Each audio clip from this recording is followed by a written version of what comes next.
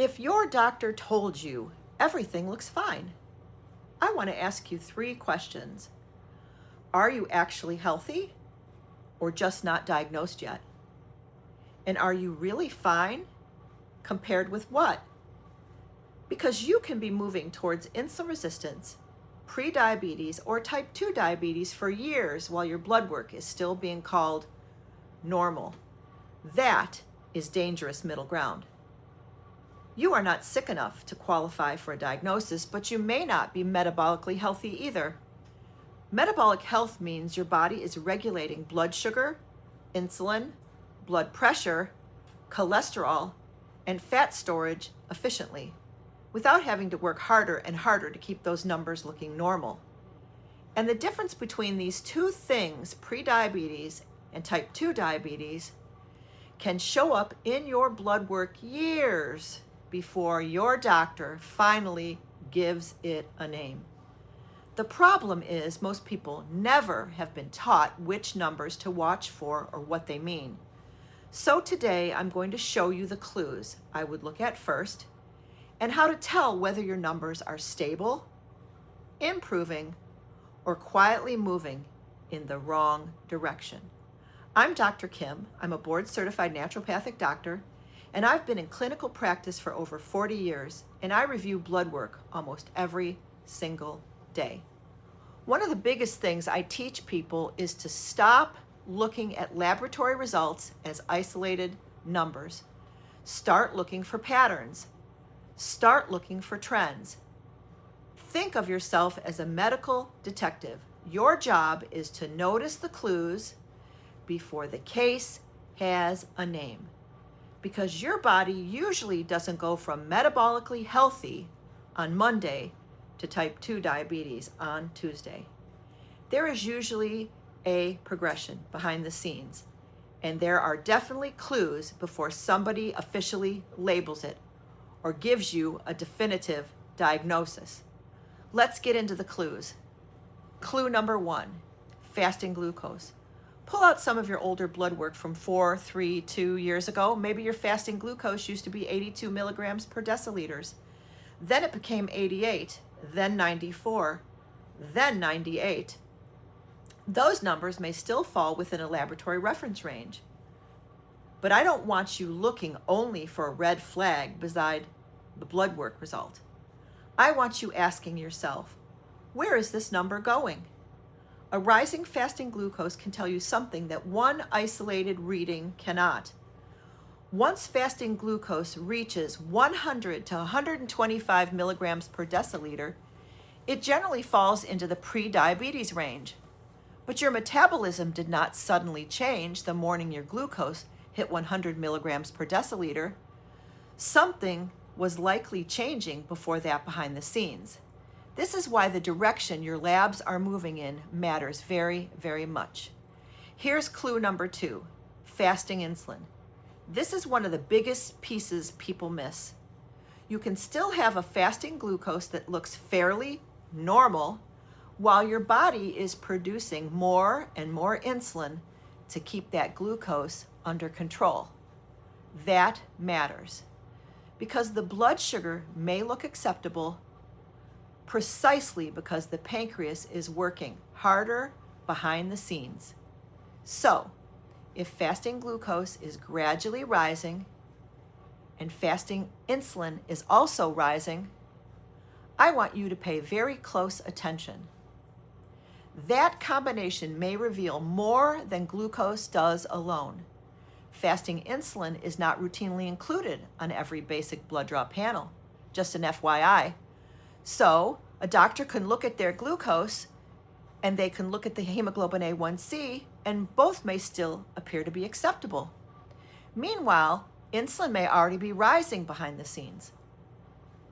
That is one reason I don't believe we should wait until blood sugar becomes obviously abnormal before we start asking better questions and asking for a fasting insulin blood test from our doctor. Clue number 3, triglycerides and HDL. Now look at your lipid panel. Find your triglycerides and your HDL cholesterol. Again, Don't just look to see whether they fall inside the laboratory reference range. Think about it. What direction are they moving? When I see triglycerides gradually rise over time, especially once they start moving above 100 milligrams per deciliter, I start paying closer attention to the metabolic picture. That does not mean a triglyceride level of 101 diagnoses insulin resistance. It doesn't. It does mean, and what I want you to know, there is something else happening. Is fasting glucose rising? Is fasting insulin rising? Is the waistline increasing? Is HDL falling? Because those clues can begin connecting the dots. HDL matters because I especially notice when triglycerides are climbing while HDL is moving in the opposite direction. For example, your triglycerides used to be 70 or 80, and now they're 110 or 120. That is a big change. And if your HDL is dropping at the same time, that gives us another piece of the puzzle. You can also look at the triglyceride to HDL ratio. You calculate it by dividing triglycerides by HDL. So if triglycerides are 120 and HDL is 40, the ratio is 3. And there is another thing I want you to look at with those numbers concerning your recent blood test results. Take your triglycerides and divide them by your HDL, your own numbers. Ideally, I like to see that ratio under 2. If triglycerides are climbing over 100, HDL is dropping, and that ratio is moving above 2, I start looking much more closely for insulin resistance. That pattern can reflect worsening metabolic health even before blood sugar reaches the pre-diabetic range.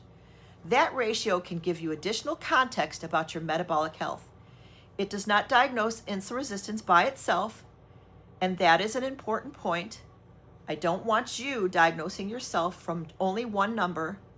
We are looking for a pattern. Now here's clue number 4, your waistline and blood pressure. Now let's move outside the blood work. Look at your waistline. Has more fat started collecting around your abdomen, around your belly button? Maybe your total weight has not changed dramatically, but your body composition has. Your pants fit differently. Your waist measurement is increasing. Now look at your blood pressure. Has it gradually started creeping upward? Central abdominal fat, rising blood pressure, increasing fasting glucose, rising fasting insulin, and changing triglycerides and HDL can begin showing up all together. One of those findings by itself does not prove you are insulin resistant, but when several begin moving in the wrong direction at the same time, that is when I want you to pay very, very close attention, because this is where people can get fooled. They wait for their hemoglobin A1C to finally cross a line. They wait for fasting glucose to officially reach the pre-diabetic range. They wait for their doctor to say, uh-oh, now you have a problem. We've watched this long enough. I would rather you recognize the direction you're heading before you arrive there. This is the whole point of learning how to read your blood work result trends. Here's what I want you to do. Pull out your blood work from the last 2 or 3 years or 4 years if you have them, or go find them on your portal. Don't just look at the newest report. Put the results beside each other. Look at your fasting glucose. If you have fasting insulin, look at that too. Look at your triglycerides. Look at your HDL. Look at your blood pressure readings. And think about what was happening to your waist measurement. Then ask yourself, are these numbers stable? Are they improving? Or are several of them slowly drifting in the wrong direction? That question can tell you much more than simply asking, are my labs normal? Because health isn't just the absence of a diagnosis. It is also the direction your physiology is moving. If this video helped you think differently about your health, subscribe to the channel so you don't miss the next video.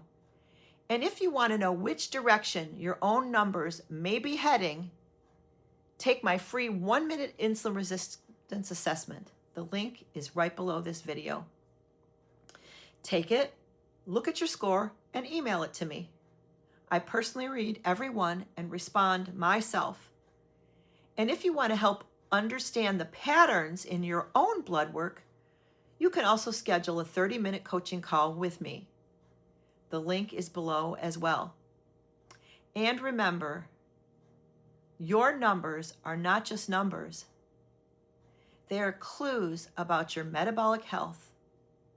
Learn to read them early. I'm Dr. Kim, the insulin resistance doctor. I'll see you in the next video.